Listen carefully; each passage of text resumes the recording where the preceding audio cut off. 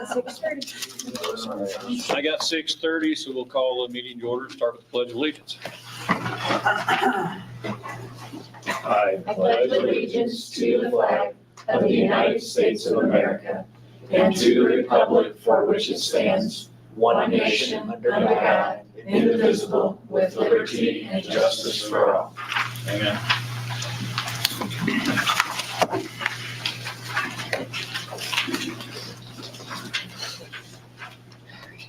Okay, adoption of agenda. It is recommended that the agenda of the February 13th, 2025 regular meeting of the Board of School Trustees be approved as presented. Motion. Second. Vote. Approval of minutes. It is recommended that the minutes of the January 16th, 2025 regular meeting of the Board of School Trustees be approved as presented. Motion. Second. Vote. Statements, questions from the public? There is none. Administrative recommendations. It is recommended that the prepaid and January claims numbered 102606 through 102744 be approved as presented. Motion. Second. Vote.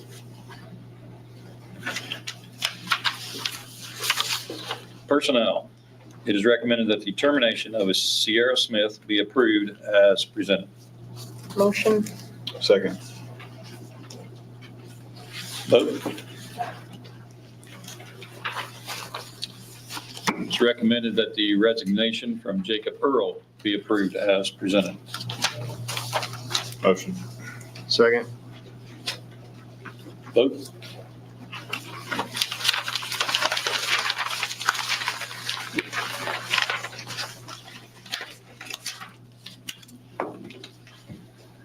It's recommended that the resignation from Michaela Steinbrenner be approved as presented. Motion. Second. Vote. Quotes. It's recommended that the purchase agreement from Allsop Chevrolet be approved as presented. The agreement states that the school corporation will pay a third of the total cost of the vehicle each year for the next 3 years.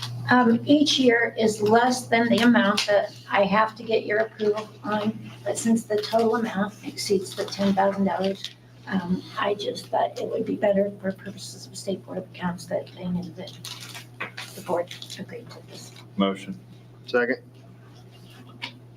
Vote. Recommended that the quote from Town and Country be approved as presented. Motion. Second. Vote. It is recommended that the quote from Nevco Sports LLC in the amount of $11,701.50 be approved as presented. Motion. Second. Vote. It's recommended that the invoice from BNR Fire in the amount of $15,750 be approved as presented. This was work that he had done last fall for emergency, and somehow it got missed from being on afterwards, so we have not been able to pay them yet. So we need to get it approved. Motion. Second. Vote. Other business. It is recommended that the annual list of outstanding checks be approved as presented. Motion. Second. Vote. It is recommended that the school board policy 357, club community outreach, be adopted as presented. This is a policy that will enable us to meet one of the things that we plan to do in our strategic plan. It will open up clubs in the elementary or other grade levels that get approved for sponsorship. They would have to get facility use approval, and they will be responsible for their own funding and funding sources and people who run the clubs. Motion. Second. All in favor?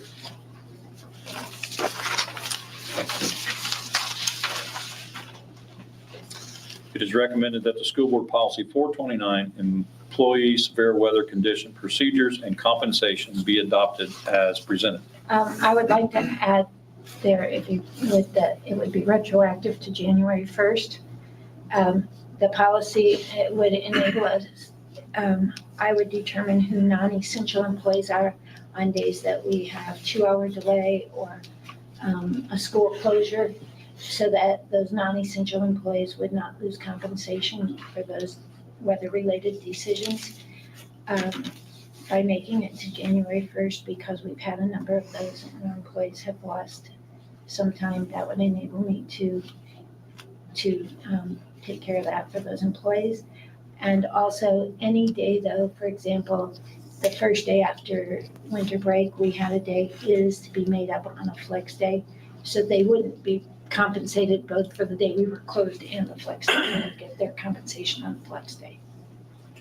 Motion. Second. All in favor? Would you please add in the minutes that it's retroactive? Thank you. It's recommended that the transfer of funds resolution be approved as presented. Motion. Second. All in favor? It is recommended that the ECA treasurer be given permission to initiate the transfer of remaining funds to the appropriate Southeast Fountain Elementary School accounts. Motion. Second. All in favor? It is recommended that Cindy Allward be appointed as small claims representative for Southeast Fountain School Corporation for the 2025 calendar year. Motion. Second. All in favor? It's recommended that a memorandum of understanding between Southeast Fountain School Corporation and the Fountain County Sheriff's Department be approved as presented. This allows the agreement that the sheriff's office will make Dan Sowers a special deputy so that he can continue to serve as an SRO for our district. Motion. Second. All in favor?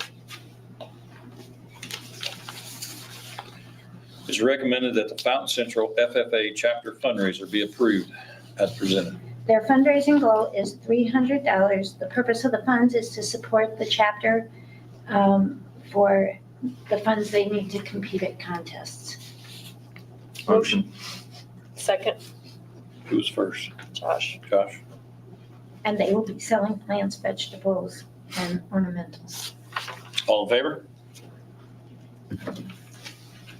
It is recommended that the Fountain Central softball fundraiser be approved as presented. The softball team would like to sell nothing but cakes. Their goal is $4,000, and the purpose of the funds are for equipment and athletic wear for the teams. Motion. Second. All in favor? It's recommended that the Fountain Central Junior High girls basketball fundraiser be approved as presented.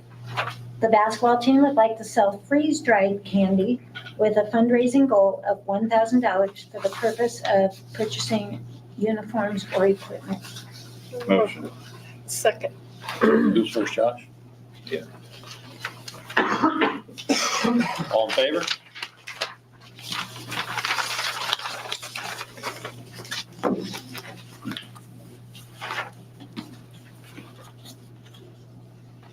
It is recommended that the field trip request from the boys wrestling team be approved as presented.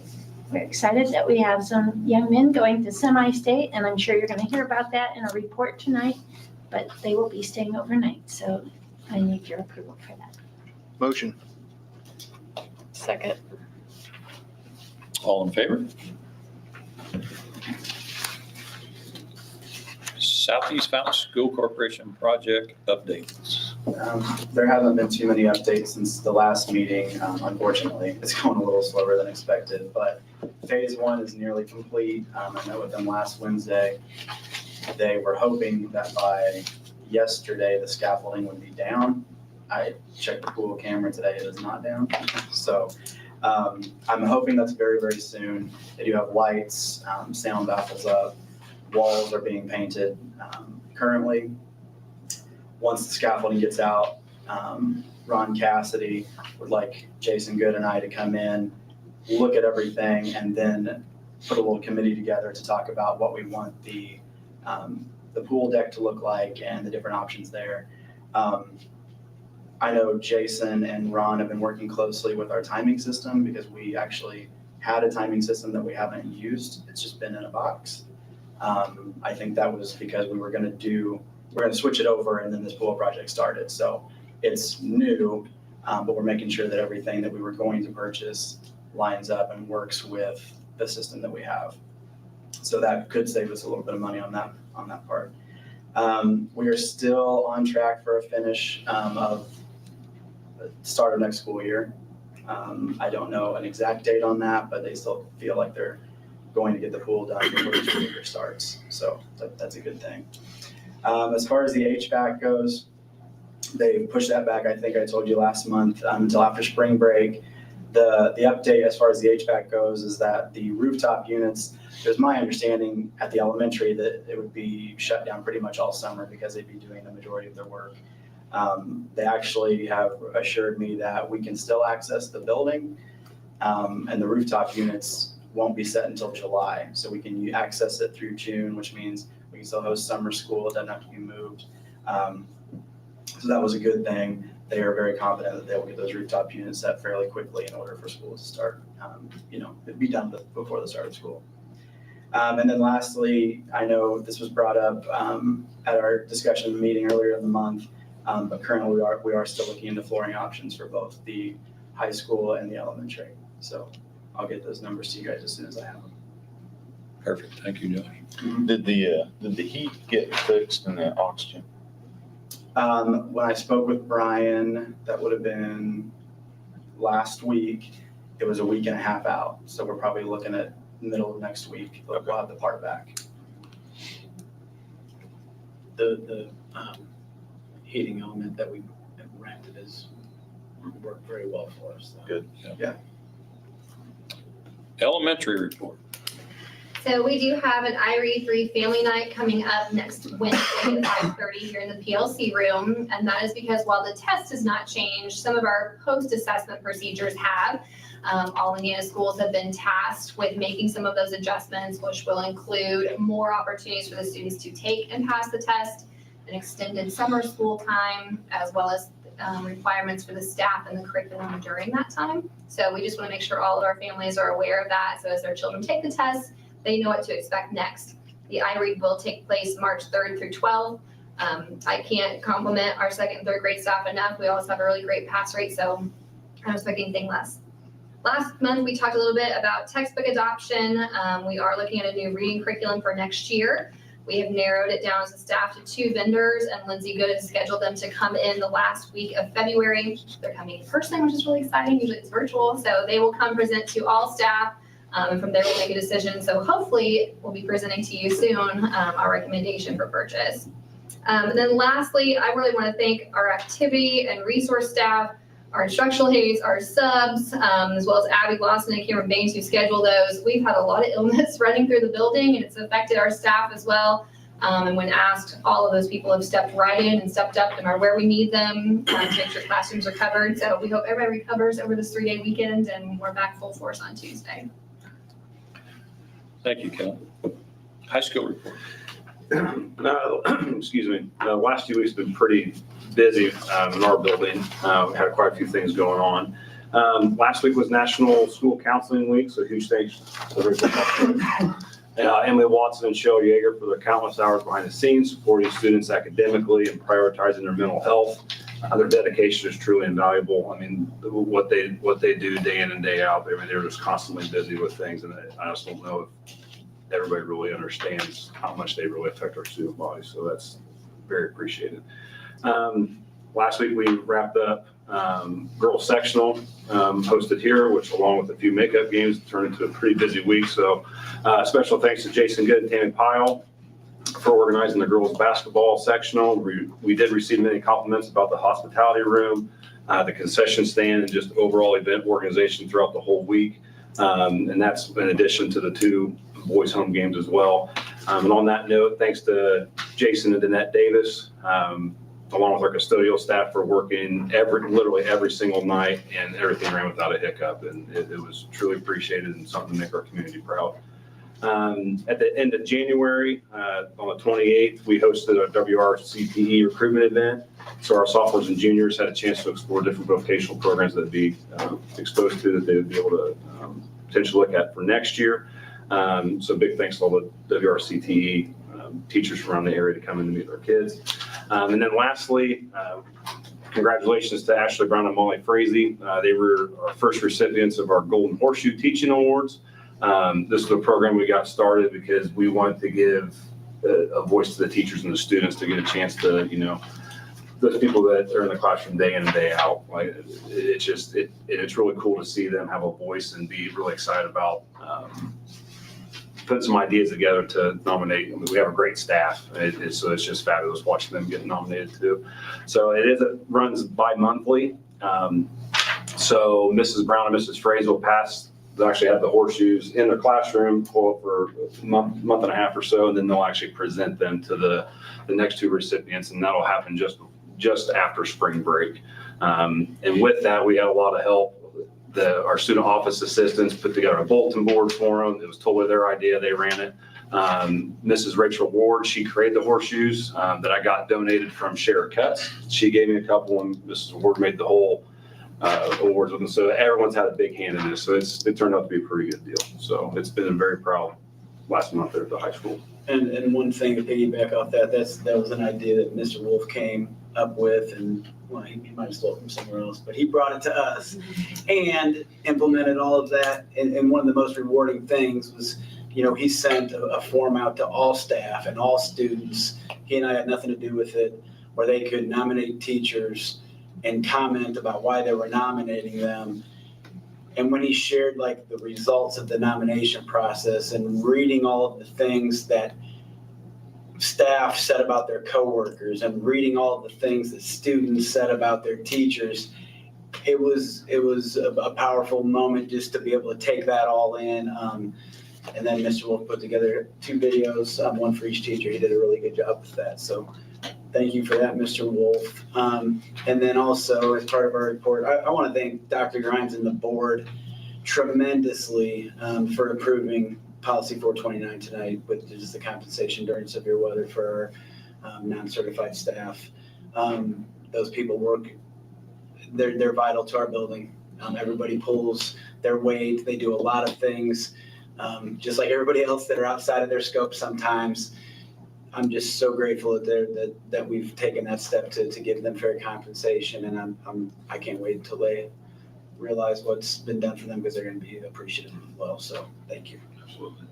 So that Golden Horseshoe, is that like, I know we have a Facebook page, is that put on there? Is that put on the website?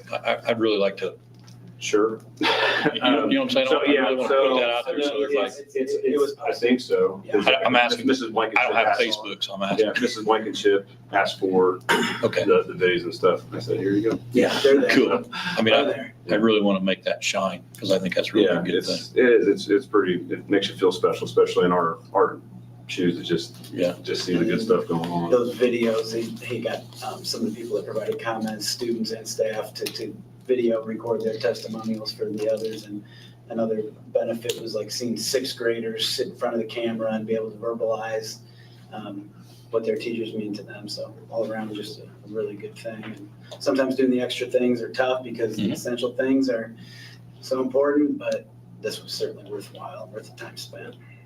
Well, thank you, Mr. Wolf, for that idea, and for you guys carrying through with it. Let's see, we're on student report. Mr. Bryson. I'd like to say congratulations and best of luck to the Fountain Central boys wrestlers, Dakota Willoughby and Dallas Simmons, for winning WRC, placing very high at sectionals, and then qualifying for the Newcastle semi-state during the regionals.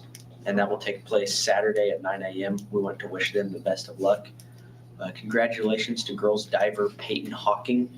She has participated in diving for just 2 years, but has been a regional qualifier both times. She competed at the Brownsburg Regional earlier this week and represented us very well. Her season has now come to an end, but we want to say congratulations to her on an outstanding season. And our girls' basketball season came to a close on Saturday night. Although the ultimate goal of a sectional championship was not reached, we want to congratulate this group on an outstanding season. They finished with a record of 20-5 and reached a sectional championship for the second straight season. So thank you to our seniors, Braylee Hoagland, Hannah Prickett, Kaylee Spragg, and Riley Simcoe for their commitment to our program for the last 4 years. They will be missed. Best of luck to our boys swim and dive team as they enter their postseason next week. Sectional prelims are scheduled for next Thursday at Crawfordsville, with the finals taking place at Saturday. And finally, next week is FFA week here. There are several events scheduled to celebrate, my favorite of which being Drive Your Tractor to School Day. And that includes dress up days. We want to thank our first year ag teacher, Miss Claire Davis, for her efforts in keeping our ag and FFA programs strong here at FC. And in lieu of the Super Bowl this past Sunday, did you know that it is illegal for NFL players to own ducks? It's a personal foul.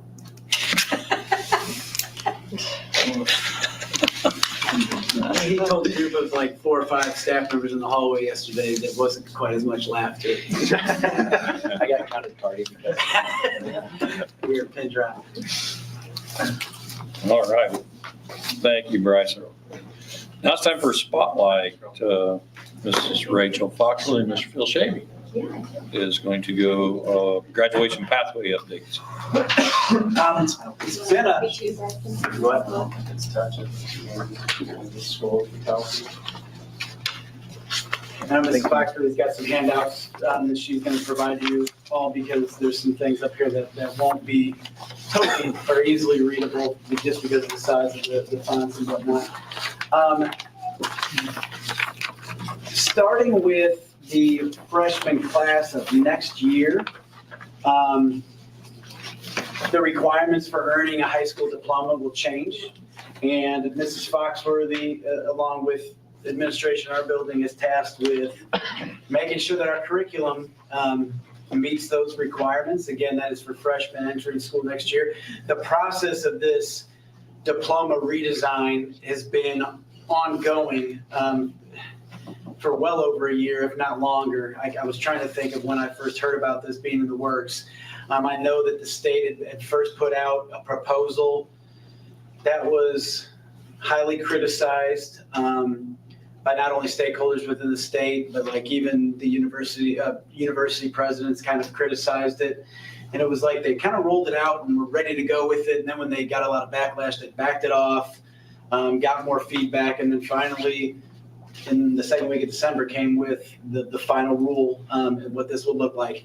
So we're going to share a little bit and just talk you through some of the documents that the IDOE put out when they were sending out this guidance, just to brief you about what this change means, what it is, and then also kind of how we're tackling that as a staff at Fountain Center. So the basics ideas of why this change was implemented, number one, is that fewer students are enrolling in higher education in the state of Indiana, and even fewer are graduating. I mean, just if you go by year to year from like our seniors leaving and what their plans are, and then see them like a year later, the amount of them that have changed course, it's substantial.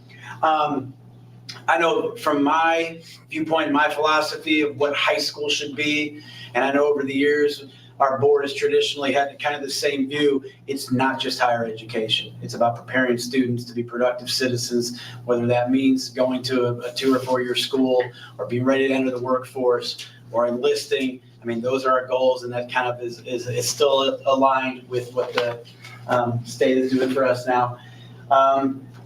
Students are graduating without skills to secure rewarding career opportunities. Students who dream of enlisting in the military or finding out when it's too late that they don't qualify.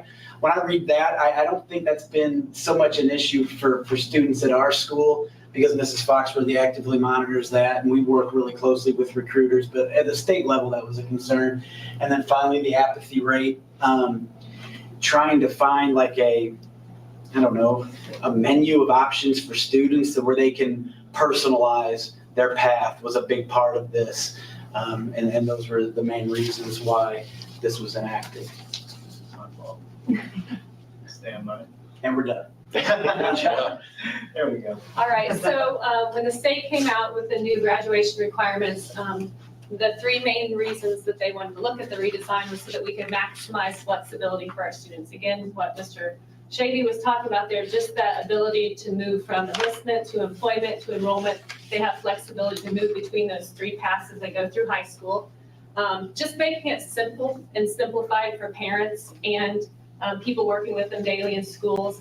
And then also increasing access. This is the big push. You've probably heard a lot about the work-based learning. So we started an internship program this past year. Along the same lines, we also have vocational programs, and that gives the students, an opportunity on the daily to just get in there and get some meat and potatoes on what it looks like to be in that occupation before they go out into the high school. So basically just want to make sure they have access to being able to get to that work-based learning before they make some decisions for the post-secondary life. So this final draft of the diploma rule, like I stated before, that was pushed to us in December, what is maintained is that there's one base diploma for all students. And it's similar to what our Core 40 is now. This is like the base. This is the basics of what you must achieve. But there is flexibility within that, which is nice. And then opportunities for students to earn readiness seals. And I'll explain a little bit more about that. But in the past, there was an academic honors diploma that one could achieve, which is above and beyond the Core 40. There was also a a technical honors diploma that students could achieve beyond that Core 40. These seals are very similar. It incentivizes going the extra mile, and it also includes not only a seal for like high academic students as well as workforce ready students, but there's also a seal for enlistment ready students too. So I'll describe those here in a little bit.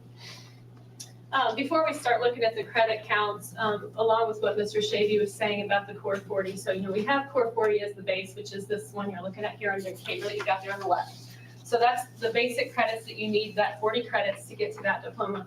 We had the academic honors and technical, which both were 47 credits apiece. So they had to do a little bit above and beyond to get that. We also have been in the past with some of our special education populations to get them a general diploma or a certificate of completion. They still had credit or applied unit requirements. But now what we're seeing with this new diploma, and from everything that I've heard from the state, it's just going to be called the Indiana Diploma. So it's not Core 40 anymore, it's Indiana Diploma. And special education students will also be on that same exact track as their grade level peers. There is a diploma that's called the alternate diploma, which is for the students with the most significant cognitive disabilities. I believe the number is 1% of our population or less. So it's a very small number of students who would be earning that. Typically that may be our life skills students that are over in other buildings. But I just want to go over that before we start looking at the counts. So you guys can take a look at this one that looks like what's up there. The credit counts are similar, there's just courses that are different. So with English Core 40, we're looking at 8 credits. Typically that for a Core 40 student would be English 9, 10, 11, and 12. With this new Indiana diploma, you'll see that they need 2 credits in English 9, but then we also have 5 additional English credits that aren't really specified here, and 1 that's a communications focused course. And I will talk about these categories a little bit more once we get through these numbers. Math, we're typically always doing algebra, geometry, algebra 2. With this new diploma, 2 credits come from algebra 1, 1 credit in personal finance. Although that's not listed under the Core 40 diploma, that is something that we already do. We have to have a financial literacy component for our students on the Core 40 diploma, and so our students have already been taking personal financial responsibility. They take it in 10th grade here. And it is actually a requirement for kids on the Core 40 diploma in the class of 2028. So even before these new diploma requirements came along, personal finance had already been determined to be something that they wanted students to be enrolled in. And then they have to take 4 additional math credits. So there's flexibility to choose what those math credits are. So 1 additional credit beyond the core 40. In science, technology, and engineering, all students in core 40 work their way through biology, chemistry, or integrated chemistry, and then any core 40 science class. At Fountain Central, we have earth and space, anatomy and physiology, those kinds of things. Looking forward, 2 credits in biology. This is a new one for us. So 1 credit computer science. We've got to get kids through that. 2 STEM-focused credits and 2 additional science credits. So again, 1 more credit in the core 40, and some categories there that we haven't had to really look at before. Social studies, typically kids move through world history, US history, government, and econ. Now we're going to be looking at US history and government, but no economics requirement. But students can earn 2 credits in world perspectives, and that would include advanced world language, so at least Spanish 3, that would count, or world-focused social studies courses. And so with the new course descriptions that I've seen, it will say topics in history with a world history focus. So they're going to be very specific about that. PE and health, all students now take 2 credits in regular PE 1 and 2, and then 1 credit in health and wellness. Moving forward, it's just 1 PE and 1 health. And I'm fairly certain that they can earn that 1 PE credit by being in a sport. They can. Yeah. There's a waiver that's offered yeah. too. Directed electives, I kind of want you guys to look at this together because these 2 kind of overlap right now in the core 40. So I know as a counselor that I need to make sure that every student has 11 elective credits. Directed electives also can count as a regular elective. And so anytime a student has more than they need in any one category, those extra credits overflow as an elective. I really don't ever have trouble finding credits in electives for kids. I mean, they take them all the way through high school. A total of 11 ends up being 5.5 classes. I mean, it's never an issue. But right now, they can get those through their career and technical education classes. So ag, business, they can get them through fine arts classes. So any of their music classes, they can get them from yearbook. Moving forward, they've taken away the directed electives and they've just called them all personalized electives. So you're just basically going to take whatever you want that's aligned towards your path towards enrollment, enlistment, or employment. And then finally, no requirement for preparing for college and careers right now. But we do offer that already because it's been something we could use for a graduation pathway for kids since 2018. So that's something that's been kind of, we've had it, we've not had it, hasn't been a requirement, but we've had it on and off over the years, and now that is a requirement. So if you look comparing both diplomas together, there's really just a difference of 2 credits.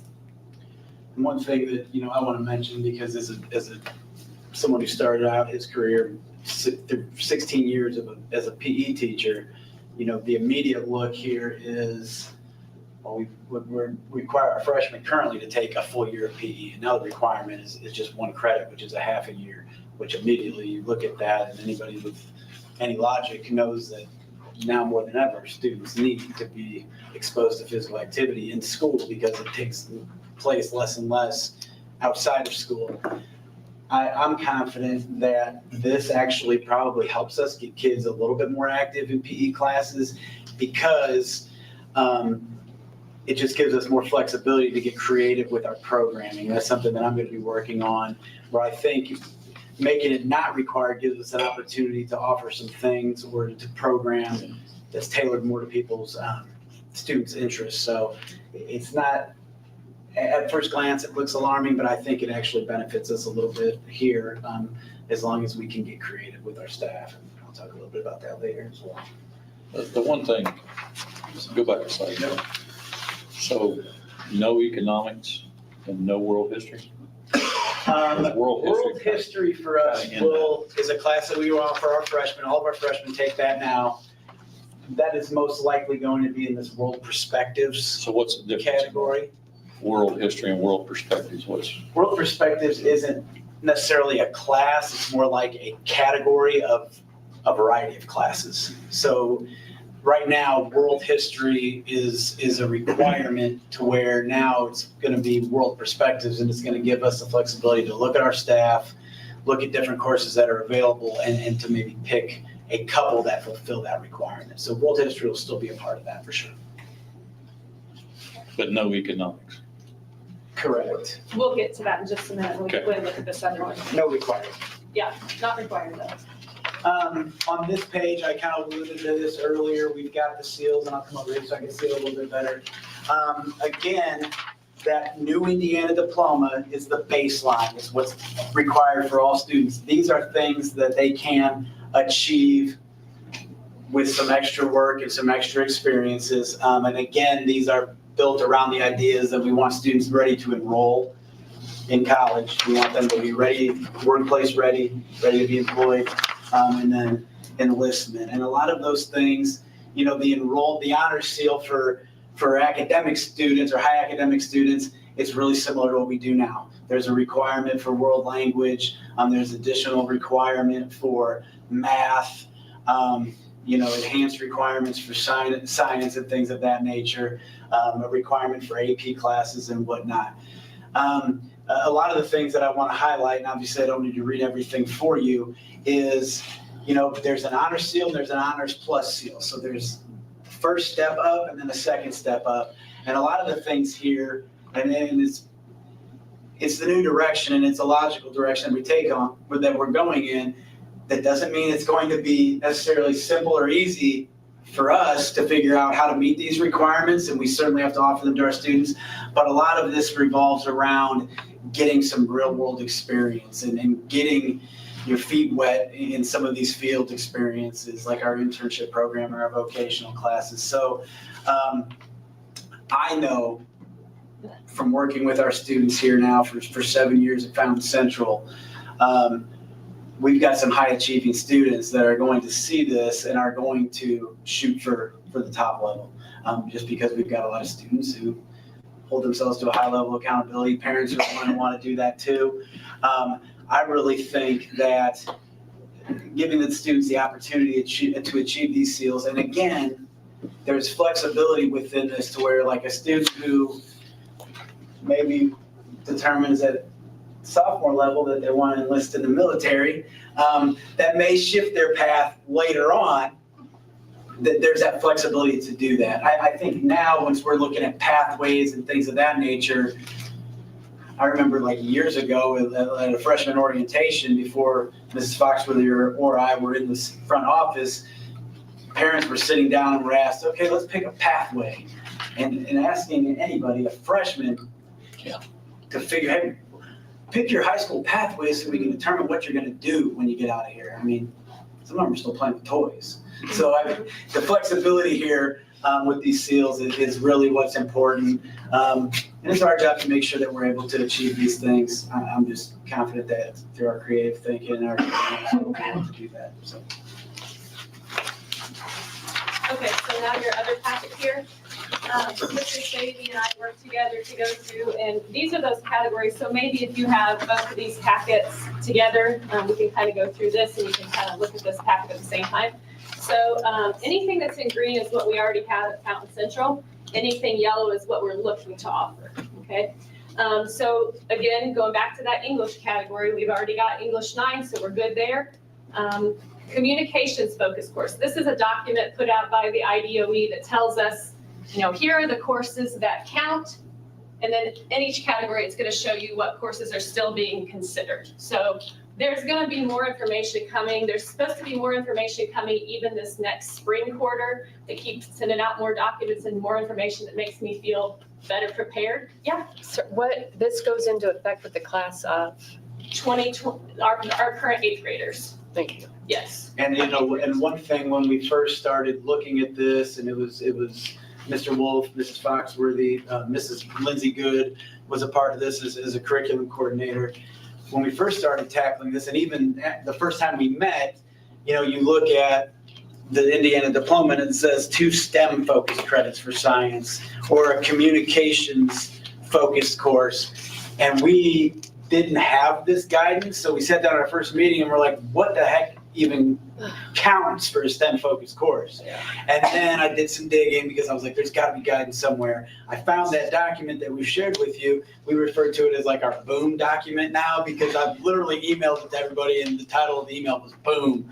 Because like, here's what we needed to give us some focus. Because at first we were overwhelmed. This is So overwhelming. that document There's a gives lot- us, This is overwhelming. Yeah, there's a lot of ambiguous language in there too, like even in the fields, like they've got to have skill development. What's that mean? You know, but I do find that as we go along, they're refining their language, they're giving us what we need to be able to make sure we're on track. And I feel so confident working alongside Mr. Shady and Mr. Wolf that we're gonna have what we need. So what drove this change?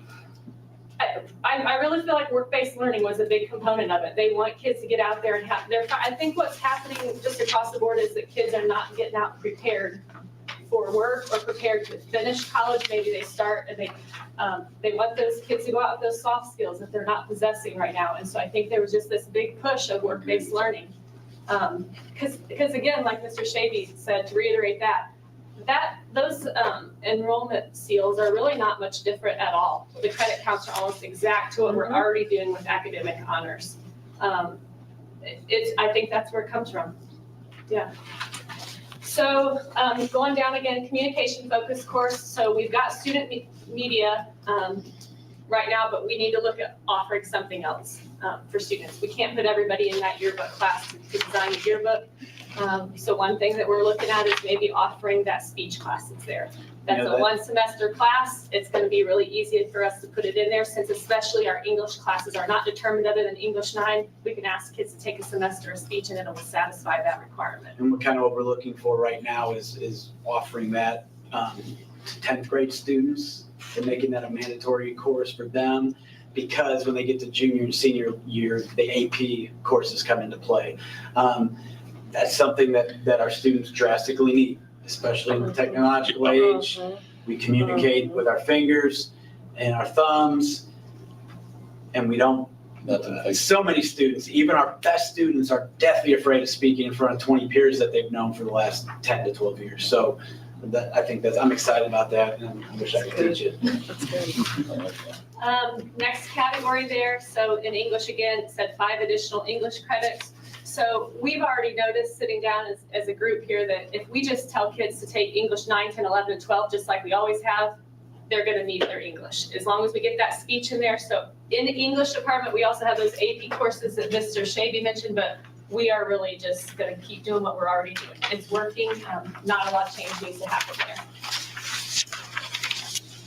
One thing I will tell you, this next page is a continuation of those additional English credits. Something that we're looking at there, short stories, things in literature, working with our English department to see, what would you like to teach? And also in green there, English as a new language is being considered. I'm really hopeful that we get that one passed by the IDOE. We have a population of Hispanic students that's where they get their English credits from, so we really need to see that one come through. I can't imagine a world where Yeah. that doesn't happen, but I've been surprised before. All right, so math, again, we've got Algebra 1 already. We already are doing that personal financial responsibility for that financial literacy component that I mentioned earlier. Geometry, Algebra 2, Finite, and Prob and Stats. Those are all courses we currently teach, as well as AP Stat, AP Pre-Calc, and AP Calculus. So in math, we're doing great. And again, the big sigh of relief for us when we found this document was looking at those categories and thinking, okay, this isn't a drastic shift in our curriculum. There's already courses that we're offering that we can continue to offer to meet these requirements. And bottom there, so we need to have biology for science. We've got that with Bio 1. We also offer AP Biology, so that would be another couple of credits that students can take. Here's the hiccup that we've got, and that's computer science. You see there's no green there. That's something we're looking at, something we're gonna have to think about, not something that has to change for next year. But we know that by the time these kids graduate, they've gotta have that. So that's something we're considering. Additional science credits, we're pretty good there. We've got Earth and Space Science, ICP, chemistry, looking at teaching AP chemistry. We've got an interested teacher with that. We already have anatomy. Pharmacy Tech is a class that students can take 1 hour of the day. It's an online and it supplements their health careers vocational. Advanced life science animals we have in person, as well as animal science and biomedical science. So in that category, we're doing great. We've got plenty of options for students. Do you guys have any questions? How's the pharmacy tech different than from like the vocational? So the way it's set up right now, the first year health career students take 3 classes. It's Principles of Healthcare, Medical Terminology, and then they take a CNA preparation course called Healthcare Specialist CNA. So that's their first year. In the second year, if they take 2 years of it, they earn their pharmacy tech, so it's online. They do it as part of their vocational class. They also get CPR certified through Ivy Tech, and they can now earn their certified clinical medical assistant. So that is one of our most packed with credentials, vocationals that kids can do. And even if they don't end up going into that field, they have so many elective credits that they could take with them. So yeah, that's just built into their healthcare vocational. However, if students are at FC and they're not taking that healthcare vocational, they can also just take that as a 1 hour online class, go to the library and do it from Bound Central. So it's an option to do it that way as well. After they complete that course, they're eligible at age 18 to take the licensing exam. So my daughter did it. It's a pretty easy test, and then you've got a certification you can use to work your way through college if you want to. So it's a pretty good deal. All right, STEM-focused credits. So Smart Manufacturing and Industry 4.0, Smart Manufacturing Capstone, Advanced Precision Machining Capstone, those are all built into our vocational, so the machine trades. And the first 2 up there, the Smart Manufacturing and the Industry 4.0, those are part of the robotics vocational that our students can attend at North Vermillion High School. And one thing about these vocational classes tying to those STEM-focused credits, which are science requirements, I think it opens up a lot more opportunities for our students to get to junior, senior year, because those kids now who were going to vocational, then we would have them in our building for half the day and we'd be figuring out like, okay, we've got to get you a science credit. We've got to do this. Now they're vocational programs. We're going to count towards those science credits, so it's going to be a good thing. Yeah, definitely. Animal science and advanced life science animals and plant and soil are all taught by Ms. Davis, our ag teacher here in person. Mentioned pharmacy tech again, that one also counts for STEM focus, so we're killing 2 birds with 1 stone there. Those are the classes there that I mentioned with healthcare vocational underneath that. And then again, those topics in computer science and computer science are courses that we're looking at to fulfill the computer science requirement, as well as they would count for STEM focused. Still under consideration, but we do offer these right now. So if these come through, this is just another thing that we can use. Principles of computing, we have very few, but a couple students who work with Mr. McCrory in the tech office.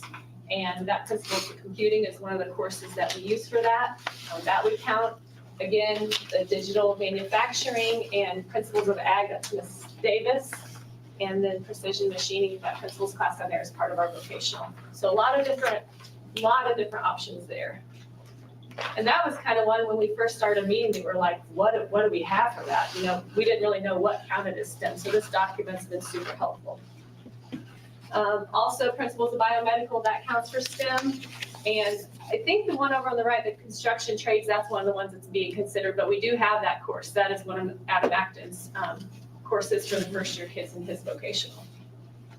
U.S. history, we're set there. We've already got that course. We'll continue with that. Same thing with government. And here's where world perspectives comes in. I think maybe Scott asked about that. Mhm. So world history counts. Really, I don't see any reason why our freshmen don't take what they're already taking right now. Everything that we're doing right now counts for all of this. So if we keep them in bio, algebra, English 9, world history, and PE, they're meeting the credits that they need for the new diploma. So really no need to change anything there. Topics in history right now is one of the elective classes that Mr. King teaches. So that will count. And then also underneath this is that world language level 3. We go to Spanish 3 now at Pound Central, so we meet the Profe Baker's class. PE again, PE 1 and 2 count for that. Something kind of exciting too here for me, I think, is that the elective PE counts. We have 3 elective PE classes right now. I think we have sports officiating. What's the third one? sports officiating, athletics, weights, and, Just those two. We had the swim. oh, we did have swim, yeah. Yeah, but now, those always had to fall under electives. Now they're recognizing those PE credits as regular PE credits. So if a kid's not traditionally like, I want to run back and forth and play dodgeball, but I really like to lift weights, this counts. So they don't have to do that. Yeah, I like that. So it's gonna give us. Like you said, I We understand gotta what you're figure saying. out what our staff, and within our master schedule, it's a puzzle that requires a lot of putting together and This is decompressing. gonna, whew, It's intimidating. I love it. you'll get it. That's good. I'm It's glad. my That's thing. good. It's my thing. Okay, health and wellness, everybody takes that as a sophomore. We pair that with that personal financial responsibility credit, so everybody already gets that. Personalized electives, there's not a list here, but it's basically anything else that you take at Fountain Central can count as an elective, or any overages you have in there. It's like, say you're a science kid and you've already taken bio and ICP, and you took Earth and Space, you decide you want to take anatomy, it doesn't count as another science, that can just count as one of your elective credits. So there's a whole bunch of room there to be flexible with students and their choices. And then again, preparing for college and careers. Right now, Ms. Doss teaches that with us. We're kind of looking at maybe adding another section of that to make sure we can get everybody through. To make sure we track that pretty diligently, but I'm pretty excited to see this and just all the things that we already have. We're not really that far behind in being right there. Any questions on any of that? Sorry, I have another question. Yeah. So on the STEM courses, so if I'm understanding this right, more than likely, some students are gonna end up taking some vocational classes that typically they wouldn't to meet the STEM requirement. So we'll have overlap if they aren't in it just to meet the STEM requirement to graduate.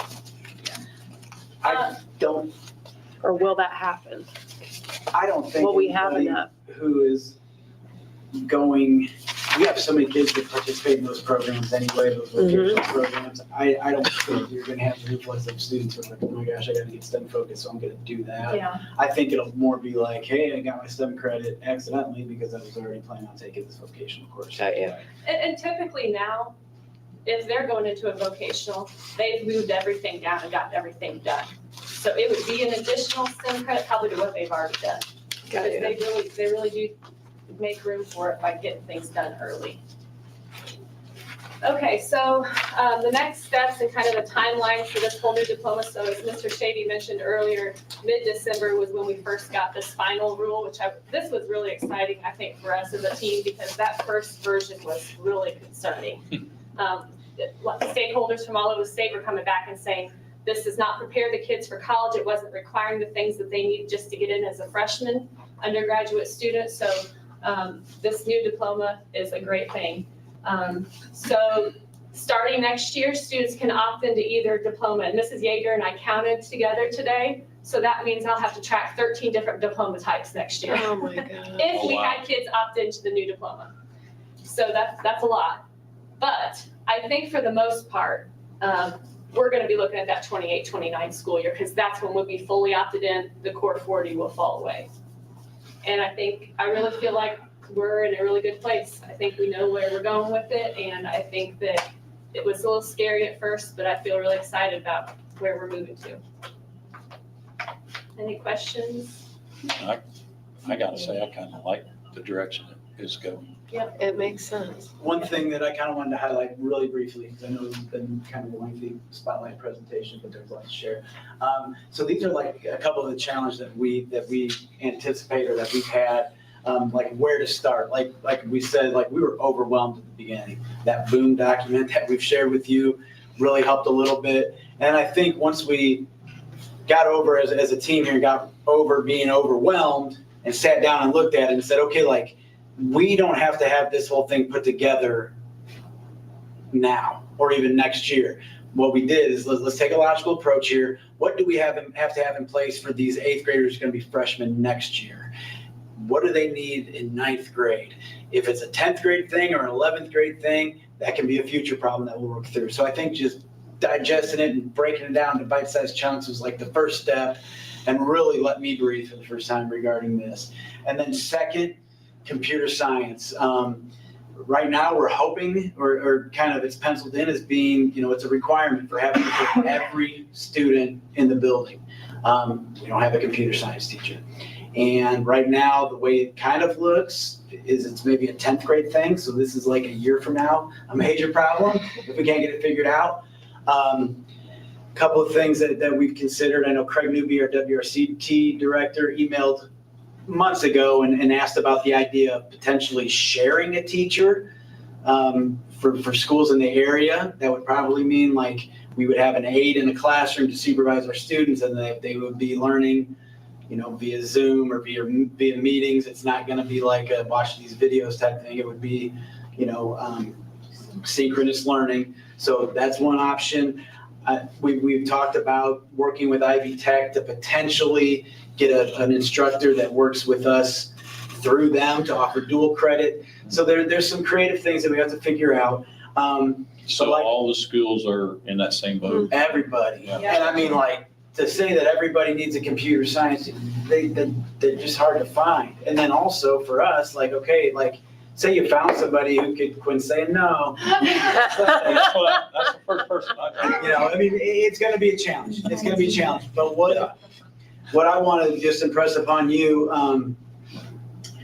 Mrs. Foxworthy and I have done this for a number of years together now. I had the experience as the guidance director first, and then when I moved into administration, she came on. It's a challenge. It's overwhelming. We've gotten way less overwhelmed in recent years than we were the first time we were doing this. We've gotten creative minds, first of all, and then we've got Mr. Wolf too with that math mind that really helps to round out the group. And what I want to impress upon you, and I know she doesn't like the spotlight, and it is what it is, but like, there's nobody that I trust more with this than Mrs. Foxworthy. Just nobody. I mean, when you ask questions, she has answers. With me, I'm more of like, let me get back to you, and then I'm thumbing through and trying to figure things out. She's an expert on everything here. She's hyper organized. And I know like it'll take some time, and there'll be some times where we'll get frustrated, but we're going to get through it together. And with her leading the way, she's going to do a great job with that. She's self-sufficient. I talk about this all the time. If I had to micromanage her position, I couldn't do a principalship. Just couldn't do it. So we got this. This Foxworthy's going to make sure it gets done with our help. Perfect. Thank you, I guys. know that was a lot. Does anybody have any other questions? Tyler, you have any questions? Maybe tomorrow, Yeah. but at the moment, I don't. Okay. Thank you, guys. Thank you, Thank guys. you. Wow. Discussion items. Just an update to those that were here, other things that came up in past board meetings. A question, a guest came and asked us about putting in a fire hydrant while our pool is empty so that can be used.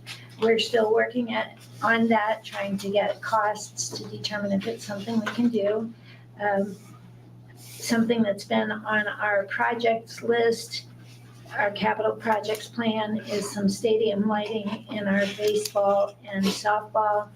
Again, we're trying to get prices, but as we've been going through that process, the cost is considerably more than what we had anticipated. So now we're determining if it is something that we can continue to work for right now, or if it's going to have to be pushed back a little bit. Ongoing since I've been here is the concern about the car line for the elementary and things we can do to relieve some of that problem. So we're looking at an additional drive put in from 136 towards the elementary to see if there's something we can do with that to help. Also, for those who have been paying attention to the legislative session, Senate Bill number 1 that was just approved in committee and is now going to the full Senate. While it's better than what the original proposal was, when we would have lost several millions of dollars over 3 years, it's still, even with the updated proposal that came out and got passed in the committee this week, we still stand to lose over $1.5 million out of our operations budget in the next 3 years. And with that, we're going to have to take some really hard looks at at what we can do realistically and how we're going to meet those needs. You know, it was suggested by legislators that that school districts use their rainy day fund.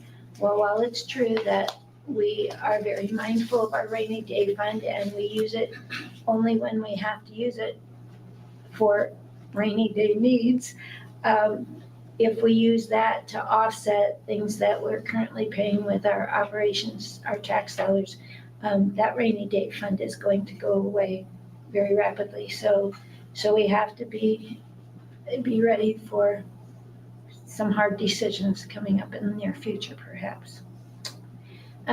Statements from the superintendent. First of all, I want to say a big thank you to Mrs. Foxworthy and Mr. Shavy for putting all of this together for us. I know that this has been an ongoing thing with the state, and as they alluded to, like, there have been changes, what came out at first and then went back, and the Department of Education had been given a timeline of when they had to get everything out, and they just skidded in by right under the line because they had to do it by the end of December. And per their presentation, that's when it came out. So with that, districts are having to figure it out really fast. So kudos to the two of you and your organization and figuring out what we have and how it fits into the new requirements. And I'm just confident that you're going to find that computer teacher or a way to meet that requirement, because it's certainly, while it's going to be a big challenge, I have yet to see a challenge that you two haven't been able to meet head on. So thank you. I want to share ADM counts. February was the second ADM count of the year. Our total for the February count was 1,010 students. 15 of those are in our virtual academy, so we get 85% funding for those students. And to compare that with where we were at the fall, in the fall, we had 1,015 students total, so we have dropped 5 students, and we had 11 in the virtual academy. So, so 4 more were getting reduced funding. But I will say, even though we have dropped from 1,015 to 1,010, we had 8 early graduates. I was getting ready to ask how many graduated.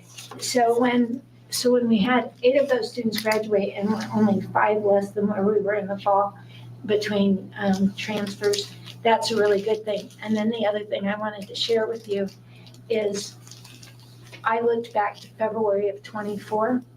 So again, I said we have 1,010. In February of 24, we only had 1,002. So we still continue to gain students this year, and I'm really pleased about that. And then also, even with this, one of the things when I researched the counties in Indiana, median age, because certainly we need younger kids coming in, of all the counties in Indiana, Fountain County has the oldest median age. So we need to be getting some younger families in with younger kids so keeping that in mind, and the fact that our enrollment has really held steady or increased each year. We're doing good things here, and families want to be in our schools, so I'm thankful. And then the last thing that I want to share, with our Title I funding that comes to help support students from lower socioeconomic status and things like that, we have to do monitoring for the state. It's ESSA monitoring that is done each year, and all kinds of, some school districts, depending on what they're doing with their funds, the state comes right out to them, and it's almost like another audit looking at that. Some school districts that are doing a little better get what's called desktop monitoring. And Southeast Mountain is usually, consistently get desktop monitoring. But I am happy to say that when we got our report on January 27th, moving forward for next year, we don't even have to do the desktop monitoring because, again, kudos to Kelly Morgan, who is our Title I coordinator, and Lindsay Good, who helps with some of the reporting and all of the questions. When they do these reports, they're looking at our test scores. They're looking at the continuity of service that we've had the same Title I coordinator for a while, and Title I teachers, and the people in different key roles is all part of what the state looks at this. And they're so impressed with these lovely ladies that we have here that we don't even have to do the desktop. So congratulations, Kelly, on, that's really a big honor to get to that. And thank you to Cindy Allward as well, because she helps me with the budget immensely. So we coordinate a lot through the year. Anyway, so that was good news I wanted to share too. Thank you. All right, thank you for that, Kelly and Lindsay. Statements or concerns from the board?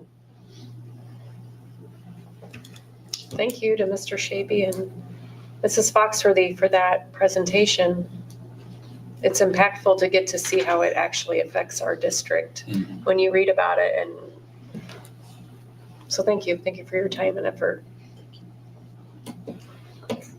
I want to piggyback on some things that's been said about, we got the 2 wrestlers going on, which is, looks good. It's good for our school. And I seem like our school's been very behind our athletic teams this year. It's pretty impressive that Peyton Hockey making the regionals in diving after only 2 years, and it's only our 2nd year of diving. So that's pretty impressive. And then I did notice one thing, and Riley Simcoe set a new school record in a basketball game with was it 7 3-pointers? 6 or 7 3-pointers. So, girls basketball is really starting to come around and be really exciting to watch, and they really score some points in these games anymore. It's pretty impressive. So, yes, and what Jill said, thank you guys for doing what you're doing with that and keeping us educated on it, because that's probably something we don't get involved in as much, and we trust you guys to do it, but we appreciate you keeping us educated on it so we can answer the questions. And as Dr. Grimes alluded to with this Senate bill, when that first came out and I first seen that, man, I started sweating. It's like, wow, how are we going to figure out how to keep this school in business? But like you said, the second one's a little better, but it's still very concerning that we're going to lose $1.5 million in 3 years and try to figure out how to make that up. So, yeah, we got some work to do. So, thank you again for keeping us involved in that. So, anybody else? I appreciate your transparency. I had no idea that stuff was changing, and I like your ambition. So don't lose your drive, because you guys are good at what you do. Okay, we got document signing, which I think we've got completed. So motion for adjournment? Motion. Second. I've got 7